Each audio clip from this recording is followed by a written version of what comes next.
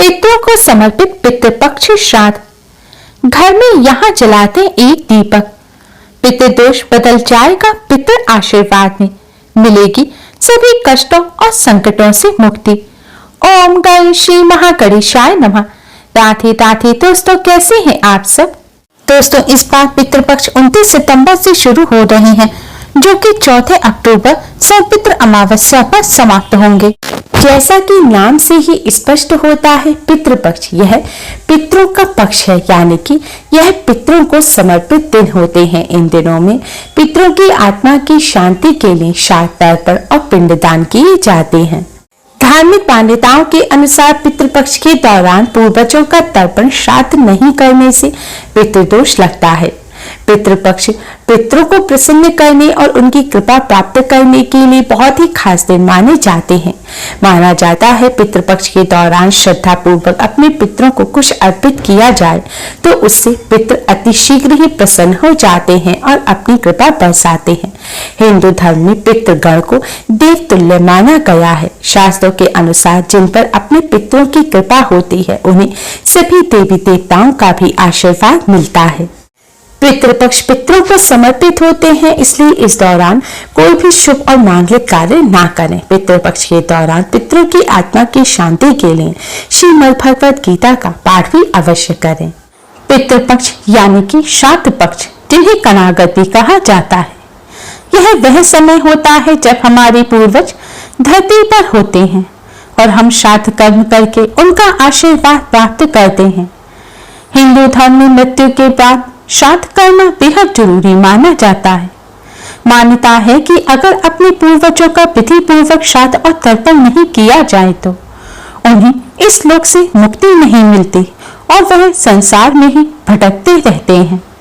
ब्रह्म वैवर्त पुराण के अनुसार देवताओं को प्रसन्न करने से पहले मनुष्य को अपने पितरों यानी कि पूर्वजों को प्रसन्न करना चाहिए।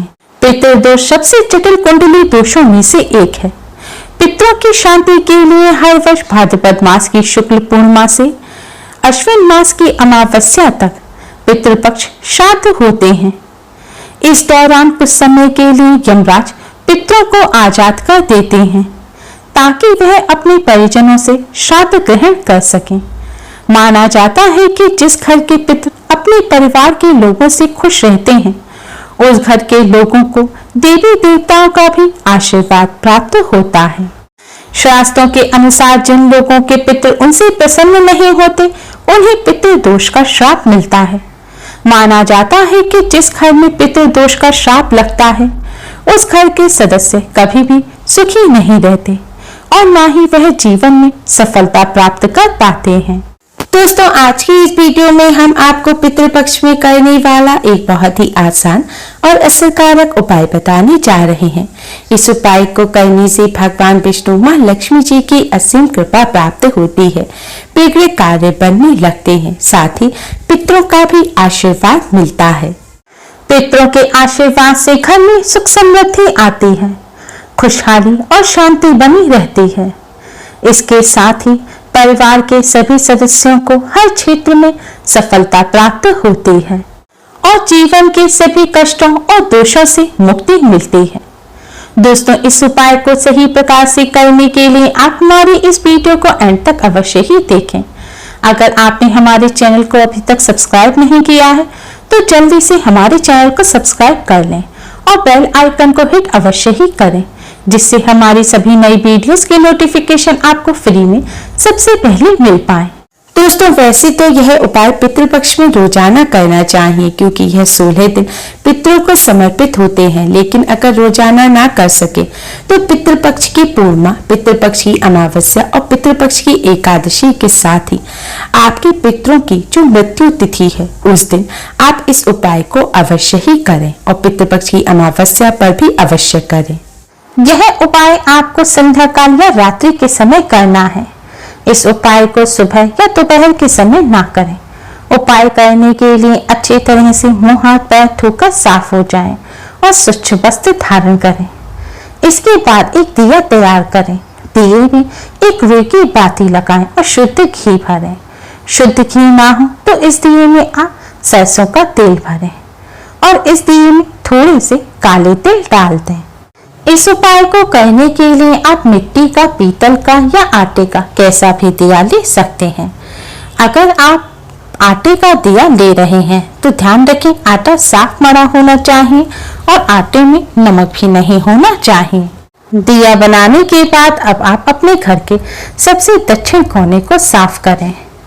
अगर आपके घर के दक्षिण कोने में स्टोर रूम है या बाथरूम वगैरह बन रहा है या खाली स्थान नहीं है तो आप अपने रसोई घर के सबसे दक्षिण कोने को साफ करें।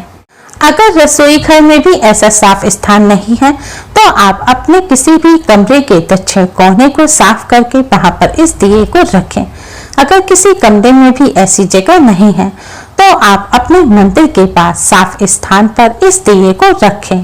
लेकिन ध्यान रखें दिए को आपको ऐसे रखना है कि दिए की जो बाती है यानी कि लौ है वह दक्षिण दिशा की तरफ होनी चाहिए, यानी कि दिए का मुख आपको दक्षिण दिशा की तरफ करना है। और यह भी ध्यान रखें कि दिए को सीधे जमीन पर ना रखें। दिए के नीचे कोई कपड़ा बिछा दें या कोई कटोरी प्लेट रख दें या फिर थोड़े से साबुत चावल रख दें। सीधे जमीन पर दिया ना रखें। सीधे जमीन पर रखा हुआ दिया अपूर्ण माना जाता है। दिया जलाने के बाद सबसे पहले आप भगवान श्री गणेश को प्रणाम करें, फिर भगवान विष्णु, मां लक्ष्मी जी को प्रणाम करें। इसके बाद पितृदेव को प्रणाम करें। भगवान जी से अपने पितरों की आत्मा की शांति और मुक्ति की प्रार्थना करें। इसके बाद पितरों से पितृदोष से मुक्ति की प्रार्थना करें। इसके बाद अब आप भगवान विष्णु जी के महामंत्र ओम नमो भगवते वासुदेवाय का 11 बार जाप करें। मंत्र का जाप करने के पश्चात अब आप पितृदेव के इस मंत्र का 108 बार जाप करें। मंत्र इस प्रकार है, ओम पितृ देवताय नमः, ओम पितृ देवताय नमः। इस मंत्र का आपको 108 बार जाप करना है। आप किसी माला पर जिस पर आप मंत्र का जाप करते हैं उस पर भी इस मंत्र का जाप कर सकते हैं या फिर उंगलियों पर गिनकर या माचिस की तीली पर या मिश्री के दाने पर गिनकर भी आप इस मंत्र का जाप कर सकते हैं। दोस्तों ध्यान रखें इस मंत्र का जाप आपको दक्षिण दिशा की तरफ मुख करके ही करना है। शास्त्रों में बताया गया है कि पितृलोक दक्षिण दिशा में है। दक्षिण दिशा पितरों की दिशा होती है। इस दिशा में पितरों का वास होता है। श्राद्ध पक्ष में दक्षिण दिशा में इस प्रकार दिया जलाने से और मंत्र का जाप करने से पितृदेव की असीम कृपा प्राप्त होती है और पितृदोष पितृ आशीर्वाद में बदल जाता है। मंत्र का जाप करने के बाद आप अपने पितरों को, अपने पूर्वजों को प्रणाम करें और सभी कष्ट, दुख, दरिद्रता को दूर करने की प्रार्थना करें। दोस्तों इस उपाय को करते समय कुछ बातों का विशेष ध्यान रखें। इस उपाय को करते समय स्वच्छता और पवित्रता का विशेष ध्यान रखें। महिलाएं पीरियड के दौरान इस उपाय को ना करें। इस उपाय को जरूरी नहीं है परिवार का कोई एक सदस्य ही रोजाना करे। इसे परिवार में कोई भी कर सकता है और यह भी जरूरी नहीं है कि घर के पुरुष या लड़के ही इस उपाय को करें। इस उपाय को घर की बेटियां, बहुएं भी कर सकती हैं। इसके साथ साथ इस बात का विशेष ध्यान रखें कि पितृपक्ष में आप किसी भी प्रकार की तामसिक चीजों का सेवन ना करें।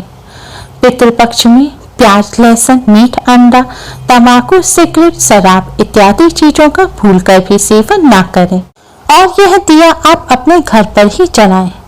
अगर आप किसी और के घर गए हुए हैं तो किसी और के घर में आप इस दिए को अपने पितरों के नाम से ना जलाएं। यह उपाय आपको अपने घर पर ही करना है। पितृपक्ष के दौरान कोई भी शुभ कार्य नहीं करना चाहिए। इस दौरान कोई वाहन या नया सामान ना खरीदें। रोजाना की जरूरत के अलावा कोई भी नया सामान पितृपक्ष में नहीं खरीदना चाहिए। पितृपक्ष के दौरान नाखून नहीं काटने चाहिए, बाल नहीं काटने चाहिए, दाढ़ी मूछ भी नहीं बनानी चाहिए। पितृपक्ष में गायों, ब्राह्मणों, कुत्तों, चींटियों, बिल्लियों को भोजन अवश्य ही कराना चाहिए। पितृपक्ष के दौरान कोई भी सौंदर्य प्रसाधन की चीज लगाने से बचें। पितृपक्ष के दौरान लड़ाई झगड़ा ना करें, प्रेम से रहें, किसी की निंदा ना करें, किसी की चुगली ना करें। पितृपक्ष के दौरान इन सभी बातों का विशेष ध्यान रखें। दोस्तों अगर आपने दिया चावलों पर रखकर जलाया है तो अगले दिन सुबह उठकर आप उन चावलों को पक्षियों को डाल दें। अगर आपने आटे के दिए का इस्तेमाल किया है तो उस दिए को भी आप पक्षियों को डाल दें। अगर मिट्टी या पीतल का दिया इस्तेमाल किया है तो आप उस दिए को दोबारा इस्तेमाल कर सकते हैं। उम्मीद है आपको हमारी ये वीडियो पसंद आई होगी। प्लीज लाइक करें। हमारी इस वीडियो को अपने फ्रेंड्स और रिश्तेदारों में ज्यादा से ज्यादा शेयर करें, जिससे वह भी इसका लाभ उठा सकें। हमारी और भी वीडियोस के लिए हमारे चैनल को सब्सक्राइब करना ना भूलें। Thanks for watching. Radhe Radhe.